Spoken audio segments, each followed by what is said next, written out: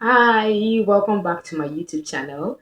And today I'm talking about a very interesting topic. I believe it's interesting because I love talking about it, and that's because so many things I've learned in my life was because of this. So today I'm talking about friendship. Yeah. So what I believe friendship is basically a bond between two or more people that share the same interests and values. Basically, a godly friendship, on the other hand, is the bond between two or more people who share the same interests and values, but also God is at the center. And who are your acquaintances? Your acquaintances are people that you meet casually and you greet, your classmates, your classmates, people that you don't know their inner self, they don't know your inner self. Those are your acquaintances. So basically, having known all these things, I'm talking about what is the core foundation in every friend group. What should every friend group have? What should you and your best friend have as your core values to maintain a healthy, godly friendship? So, number one I have here with me is love and support. Like in any relationship, friendship, organization, or any place where there is fellowship, where there is a shared interest, mutual interest or whatsoever, there's a need for love and support. There's a need for love and support because that is the major and most important thing. um Love is so important and love is so deep in a way that I cannot even explain right now. Love is basically who God is. Love is the nature of God. In any friendship, in anything we do, we need to do it from the place of love. So love in the sense that you see what is even love above the feelings and the whole emotionals. Love is choosing to pick somebody to stay with them over and over again, showing them care, showing up for them, whether it is convenient or not.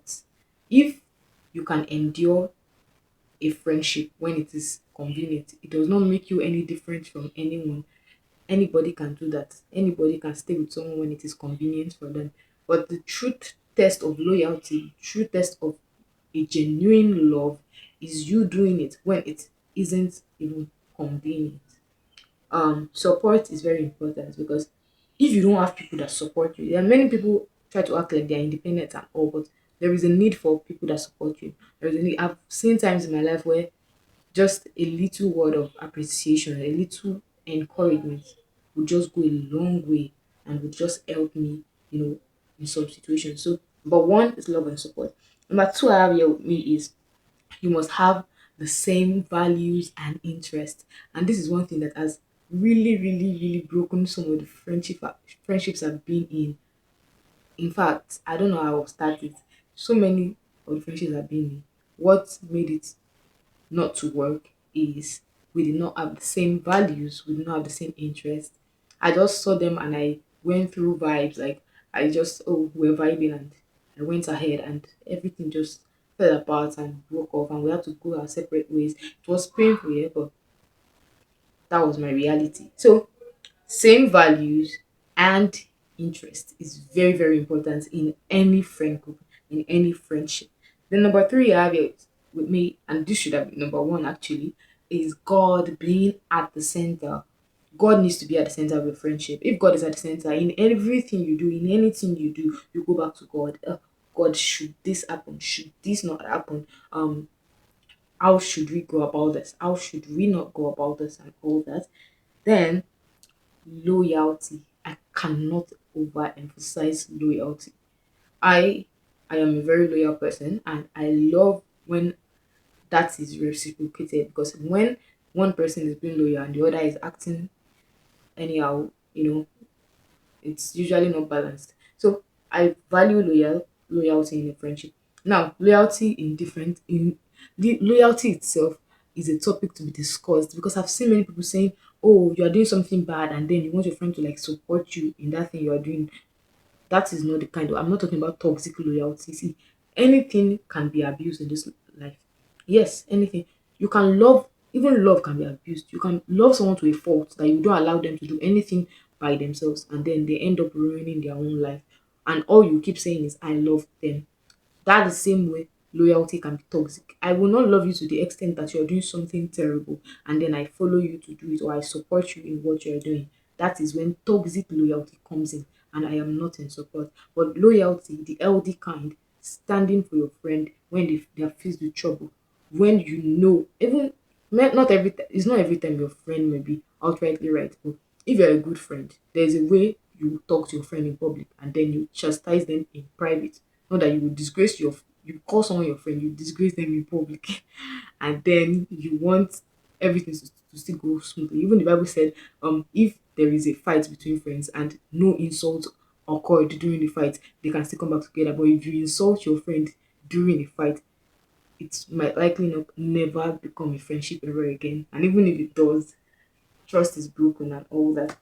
So loyalty, the healthy kind, is necessary in every friendship. And lastly, with me, you have commitment. There are so many other things: faithfulness, kindness, so many other qualities. But then I'm just mentioning these five. Then commitment. You need to be committed to your friends, and this is very important because many people, when there is trouble, they flee.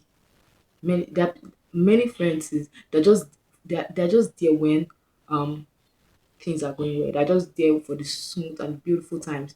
They're not ready for hardship. They're not ready to face challenges. And when they see that something is becoming out of hand, they run away. That's not how it's meant to be. So yes, that's all for qualities you need to have in friends. And I'll be moving on to what is the importance of having friends, because honestly, over the years, I've had so many challenges about friends, and I've said I don't even want to have friends again because I was tired, because it was almost like every friendship I got into was just breaking off, and I was like, oh my god, will this end? Like, when will I find my own people? When will I find people that will support me, the people that will stay there for me and all that? So the reasons and the importance of having friends. Number one, for moral support.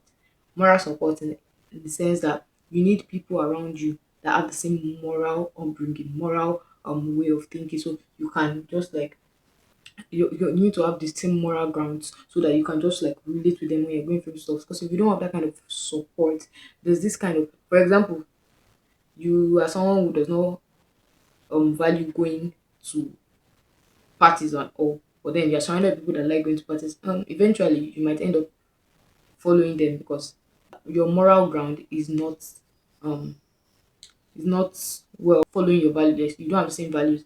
Then spiritual support. You need friends that have the same that. In fact, I don't advise having like real friend. Now, this might be controversial, but I don't advise it, or I don't see it happening. Having like real deep bonds happening between people of different religions. There's always going to be like a conflict in a way, because there are some things you would want to talk about as a godly friend, as people that share the same values and interests. And if you're a child of God, you know that everything you do comes from like God first, and then everything follows. Now, having a friend that does not believe that Jesus is the way to God or stuff like that is going to hinder everything. We all know this, though many times we try to act like, oh, it's possible you can have friends, but like I feel like what you have, the friends you have that are not in Christ as a Christian are not actually friends. They are acquaintances, because there are some things, basic things you should share with them, but you cannot share. That means you're hiding a big part of your life, which is your faith, and that is very important. You are hiding it just to maintain a friendship. I honestly believe that is not healthy. Basically, um, reasons for friendship again, for physical support. This is very necessary when you're going through stuff. Both physical and emotional. Let me put them together. When you're going through stuff, we all need people. We all need somebody. We all need people. Nobody is and nobody can be an island on themselves or alone. You cannot just be alone. That's not possible. All right. For mental support, this is necessary. Oh, it is very necessary, especially in our generation where um the more the increase in technology and social media, the worse our society gets. People don't talk about this often, but it's true. The more, because you are exposed to so many things we are not meant to be exposed to. While it has its advantages in the sense that when you're exposed to things like that, you have opportunities to go to gain grounds to do things. But then it also has its bad side in the sense that you can also get exposed to the toxic side of life.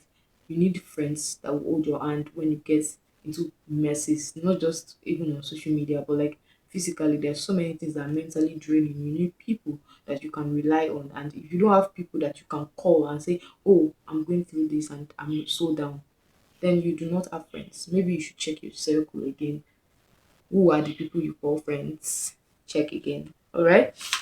So I don't think I'll be able to talk about everything I have here in this video. So bye for now and see you next time. Thank you for watching.